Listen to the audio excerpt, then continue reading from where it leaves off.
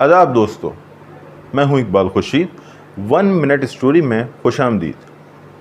आज हम इस सवाल पे बहस करेंगे कि हमने ये मुल्क क्यों बनाया, और इस सिलसिले में मदद लेंगे मुमताज़ मिज़ाह निगार जनाब इब्न इंशा की।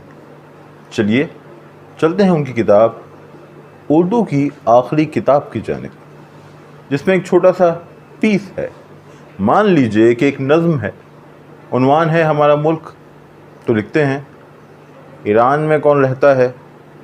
ईरान में ईरानी कौम रहती है। इंग्लिस्तान में कौन रहता है? इंग्लिस्तान में अंग्रेज़ कौम रहती है। फ्रांस में कौन रहता है? फ्रांस में फ्रांसीसी कौम रहती है। ये कौन सा मुल्क है? ये पाकिस्तान है। इसमें पाकिस्तानी कौम रहती होगी। नहीं, इसमें पाकिस्तानी कौम नहीं रहती। इसमें सिंधी कौम रहती है। इसमें पंजाबी कौम रहती है। इसमें बंगाली कौम रहती है। इसमें ये कौम रहती है, उसमें वो कौम रहती है। लेकिन पंजाबी तो हिंदुस्तान में भी रहते हैं, सिंधी तो हिंदुस्तान में भी रहते हैं, बंगाली तो हिंदुस्तान में भी रहते हैं।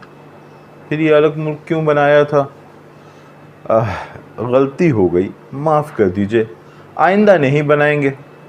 तो हज़रात, ये थी इब्न इंशा की एक छोटी सी नज़्म हमारा मुल्क, उनकी किताब उर्दू की आखिरी किताब से आपकी खिदमत में पेश की गई, जो ये सवाल उठाती है कि क्या हम अपनी तकसीम हुई बटी हुई लिसानी शनाख्तों के साथ एक कौम बन सकते हैं।